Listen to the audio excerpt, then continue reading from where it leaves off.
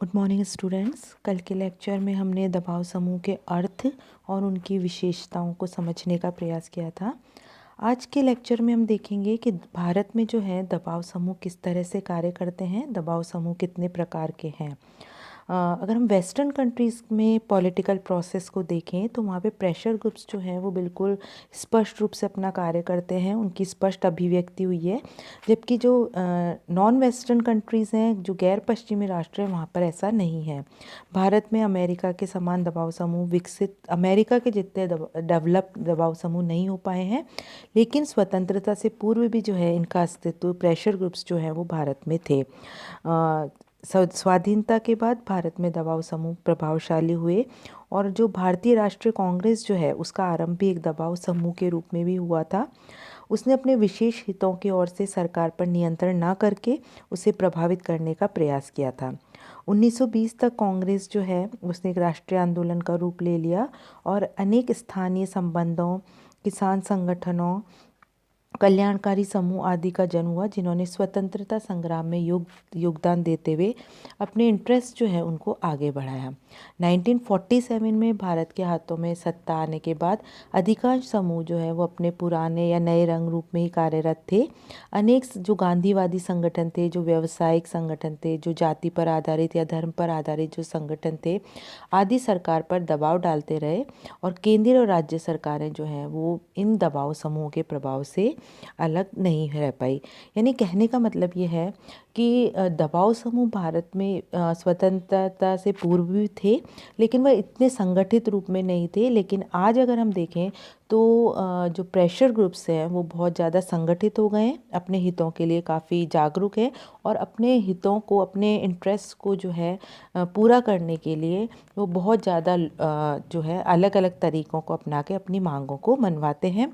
और जो भी जो जो सेंटर की जो गवर्नमेंट है या स्टेट की जो गवर्नमेंट है, उनके नीतियों को प्रभावित करने का प्रयास करते हैं।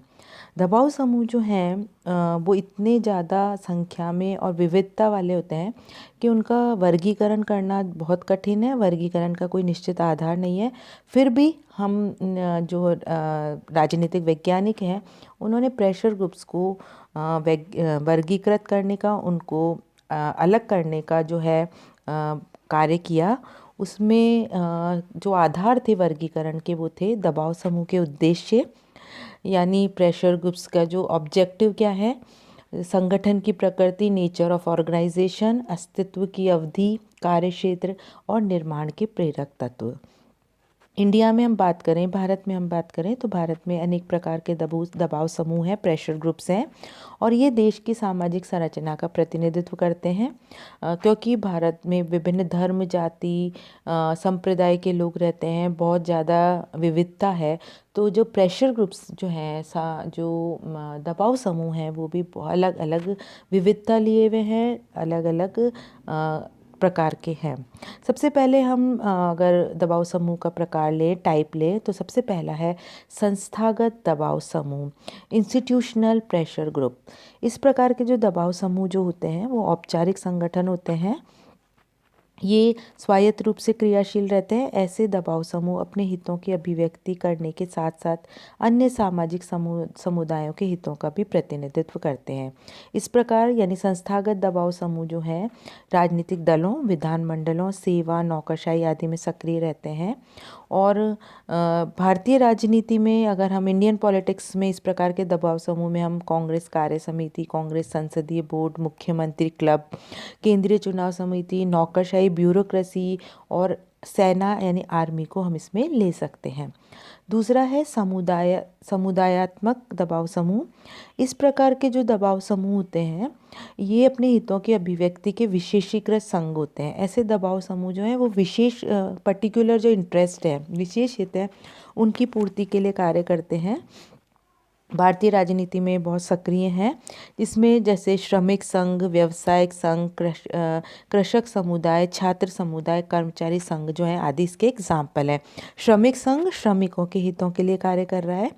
कृषक संघ किसानों के हितों के लिए। छात्र समुदाय नाम से स्पष्ट है कि ये स्टूडेंट्स के वेलफेयर के लिए काम कर रहा है। कर्मचारी संघ एम्प्लॉयज़ के इंटरेस्ट के लिए कार्य कर रहा है। व्यावसायिक संघ जो है वो जितने भी व्यापारी हैं, जितने भी व्यापार करने वाले व्यक्ति हैं, उनके हितों की के लिए कार्य कर रहा है, उनके हितों की रक्षा के लिए कार्य कर रहा है, उनके हित में नीति बनाने के लिए कार्य कर रहा है।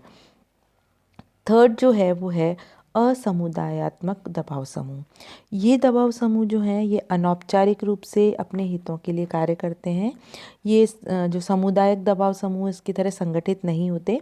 इन परंपरागत दबाव समूह में सांप्रदायिक व धार्मिक समुदाय आते हैं। धार्मिक आधार पर जो ये समुदाय होते हैं इसमें मुस्लिम मजलिस, राष्ट्रीय स्वयं सेवक संघ, विश्व हिंदू परिषद, जमायत इस्लामी हिंद आदि जो हैं वो प्रमुख हैं। जैसे जैन समाज, चर्च समाज, वैष्णव समाज आदि जो हैं, यानी जाति से, धर्म से रिलेटेड जो भी ग्रुप्स बने जाते हैं, जो भी समुदाय अपने इंटरेस्ट के लिए कार्य करते हैं, वो असमुदायात्मक दबाव समूह में शामिल होते हैं। जातिगत दबाव समूह जो हैं उनका भारतीय राजनीति में बहुत ज़्यादा प्रभाव है। इसीलिए तमिलनाडु जो है वहाँ पे नाडार जाति संघ, आंध्र प्रदेश में कम्मा रेड्डी जाति समुदाय, कर्नाटक में लिंगायत, राजस्थान में जाट, गुजरात में क्षत्रिय महासभा आदि समुदाय आते हैं। राजनीति में जाति जो है को देखकर ही हम जानते हैं इलेक्शन में विभिन्न दल के प्रत्याशी खड़े होते हैं। मंत्रिमंडल का जब निर्माण होता है तो भी जातीय तत्व को ध्यान रखा जाता है।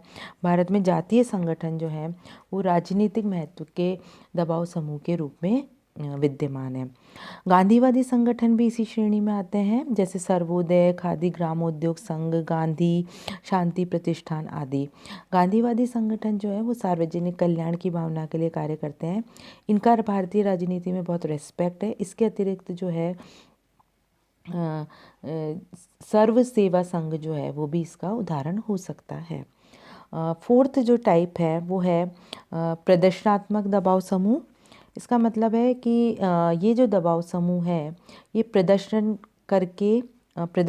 करके विकासशील देशों में इसको अपनी कार्य करते हैं दबाव समूह। प्रदर्शनकारी दबाव समूह जो है वो जो डेवलपिंग कंट्रीज़ हैं उसकी बहुत ज़्यादा इम्पॉर्टेंट उसकी विशेषता है। प्रदर्शनकारी जो दबाव समूह हैं वह गुट हैं जो अपनी मांगों को लेकर अवैधानिक उपायों का प्रयोग करके हिंसा, राजनीतिक हत्या, दंगे आदि आक्रामक तरीकों को अपनाते हैं। इसके अन्य प्रकार जो हैं वो जैसे जनसभाएं करना, गली चौराहे में बैठक, पद यात्रा, रैली, विरोध दिवस मनाना, हड़ताल, धरना, सत्याग्रह, अनशन, अग्निदाह, सार्वजनिक संपत्ति को नुकसान पहुंचाना, धरना आदि। ये संगठन जो हैं वो न केवल अपना असंतोष व्यक्त करते हैं बल्कि जो है ये नीति को बदलने के लिए या बनवाने के लिए सरकार पर दबाव डालते हैं। भारत में जो सरकार है वो दबाव समूह की मांगों की और उस समय तक ध्यान नहीं देती जब तक कि जन आंदोलनों के माध्यम से वह शक्ति का परिचय नहीं देते। तो सरकार जो है मांगों को इसलिए नहीं मानती कि वह न्यायोचित है, बल्कि इसलिए मांगती है कि जो मांग भारत में यदि हम देखें तो मांग करने वाले गुट ने उसको ऐसा करने के लिए बाध्य कर दिया गया है। इसलिए भारत जो है उसमें ये प्रदर्शनात्मक जो दबाव समूह है ये बहुत ज़्यादा जो है वो सक्रिय रहता है। दबाव समूह जो है इनके हमने टाइप्स देखे, इनके प्रकार देखे, भारत में दबाव समूह किस तरह से कार्य करते हैं। अब हम जो दबाव समूह है इनके कार्य प्रणाली जो है इसकी आलोचना भी की जाती है।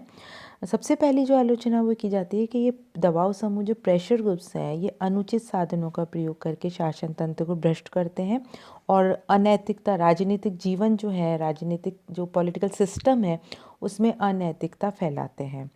दबाव समूह जो है अपनी आपस जो गतिविधियां हैं उनके बीच हितों को लेकर भी संघर्ष होता रहता है।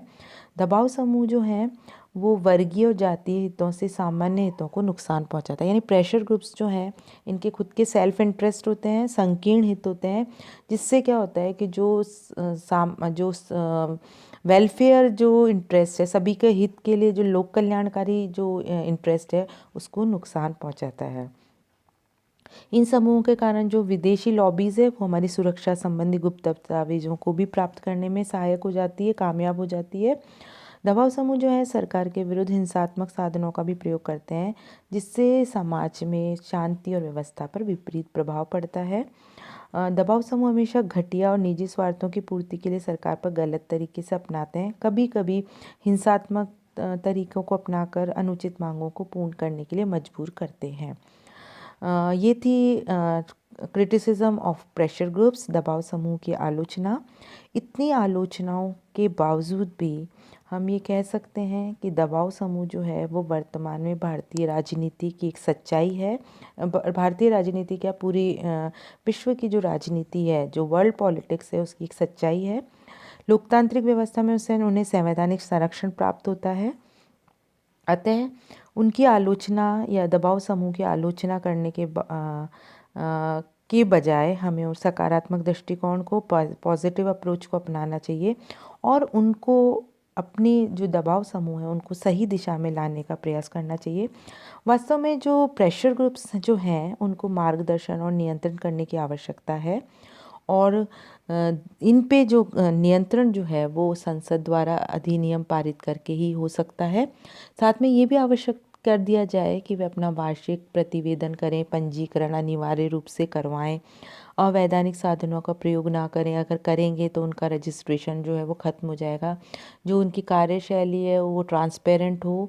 ऐसा करके जो है हम प्रेशर ग्रुप्स जो हैं उनको पॉजिटिव रूप में अपने सिस्टम में, अपने पॉलिटिकल सिस्टम में यूज़ कर सकते हैं, सार्वजनिक हित के लिए काम कर सकते हैं, उनको उपयोगी बनाए जा सकते हैं। तो प्रेशर ग्रुप्स जो हैं वो हमेशा गलत ही नहीं होते।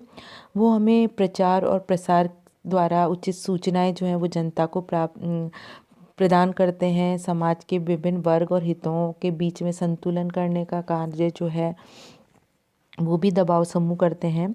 राजनीतिक दलों को छोड़कर राजनीतिक जीवन को प्रभावित करने वाली सभी शक्तियों का प्रतिनिधित्व करते हैं।